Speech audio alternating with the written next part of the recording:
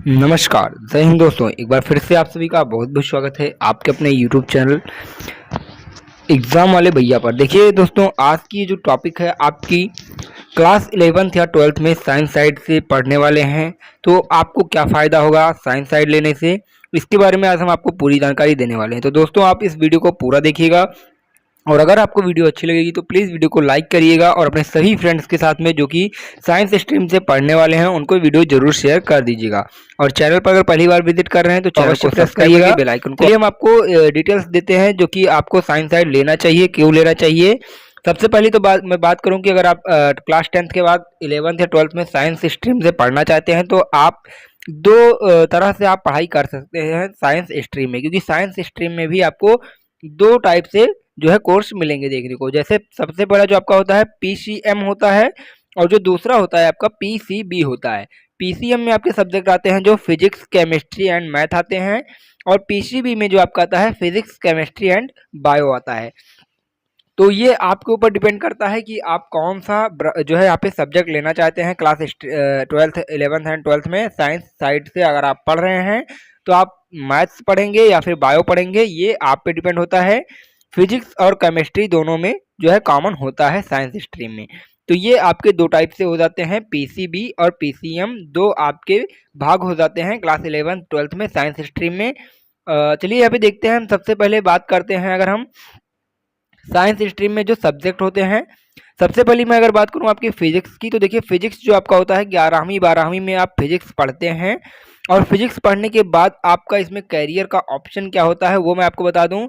जो भौतिकी का अध्ययन करने के बाद कई प्रकार के करियर विकल्प उपलब्ध होते हैं, जैसे भौतिक विज्ञानी, अंतरिक्ष यात्री, डेटा वैज्ञानिक, तकनीशियन और इंजीनियर के रूप में काम करना शामिल होता है। जैसे अगर आप फिजिक्स से पढ़ रहे हैं, क्लास 11th एंड 12th कर रहे हैं, फिर आप उसके बाद फिजिक्स से आप आगे की भी पढ़ाई कर सकते हैं, तो आपको ये सारी जो है फ़ायदे आपको देखने को मिलेंगे अगर आपकी फ़िज़िक्स सब्जेक्ट अच्छी है तो। अगर मैं बात करूँ दूसरी आपकी फ़िज़िक्स के बाद जो आपका आता है केमिस्ट्री की, तो केमिस्ट्री में भी आपको ये सारे सब्जेक्ट्स जो है केमिस्ट्री में आपको जो पढ़ना होता है उसमें chemical bonding, molecular structure, chemical thermodynamics, organic chemistry, chemical kinetics, surface chemistry, ये सारी चीज़ें पढ़नी होती हैं। और इसमें जो आपका करियर ऑप्शन होता है, इसमें आप जो है यहाँ पे आप स्वास्थ्य देखभाल के रूप में, प्रयोगशाला वैज्ञानिक के रूप में, रासायनिक इंजीनियर, जैव रसायन, रसायनज्ञ, विश्लेषणात्मक रसायनज्ञ आदि जो है आप बन सकते हैं केमिस्ट्री के माध्यम से। तो देखिए मैं सबसे पहले अगर बात करूं कि अगर आप 11वीं 12वीं की, तो आपको 11 12 में फिजिक्स केमिस्ट्री अगर आप साइंस स्ट्रीम से पढ़ रहे हैं तो पढ़ना इंपॉर्टेंट ही होता है। ये मैं बात कर रहा हूँ कि अगर आप आगे जो है फिजिक्स और केमिस्ट्री पढ़ रहे हैं तो आगे आपके क्या फ़ायदा हो सकता है। फिर आप देखिए मैथ्स भी होता है। मैथ अगर आप पढ़ रहे हैं तो मैथमेटिक्स के लिए आपका जो अगर आप मैथमेटिक्स पढ़ रहे हैं 11th 12th में, तो इससे आपका क्या फ़ायदा होगा, इससे आप इंजीनियरिंग के लाइन में जा सकते हैं, कंप्यूटर विज्ञान में जा सकते हैं, सांख्यिकी, अर्थशास्त्र, बैंकिंग, अकाउंटेंसी, ये सारे काम आपको कर सकते हैं। देखिए फिर मैं अगर बात करूं आगे जो है यहाँ पे बायोलॉजी की, तो बायोलॉजी में भी आपको क्या है कि आप बायोलॉजी में आप दंत चिकित्सक, पशु विज्ञान, जो है वनस्पति विज्ञान, जंतु विज्ञान, समुद्री जीव विज्ञान, आनुवांशिकी, जैव सूचना विज्ञान, मतलब आपको यहाँ पर भी बहुत सारे ब्रांचेस देखने को मिलते हैं जिसमें आप अपना करियर बना सकते हैं।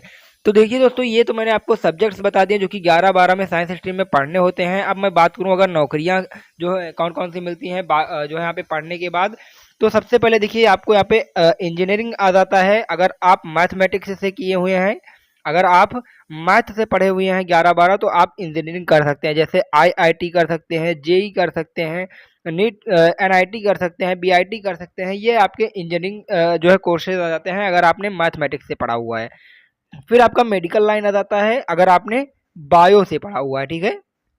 अगर आपने बायो से पढ़ा है तो आप एम्स कर सकते हैं, सीएमसी जो है एआईपीटी, पीएमटी या बेसिक साइंस, मतलब ये आप कर सकते हैं अगर आप बायो से पढ़े हुए हैं। तो देखिए बहुत ही बड़े बड़े जो है संस्थान हैं, आप लोग अगर जो अपने ब्रांच के हिसाब से, आपके सब्जेक्ट्स के हिसाब से आप लोग उसका एग्ज़ाम देते हैं, एंट्रेंस एग्ज़ाम, और आपको अगर कॉलेज मिल जाता है तो आप अपना करियर अच्छे से बना सकते हैं।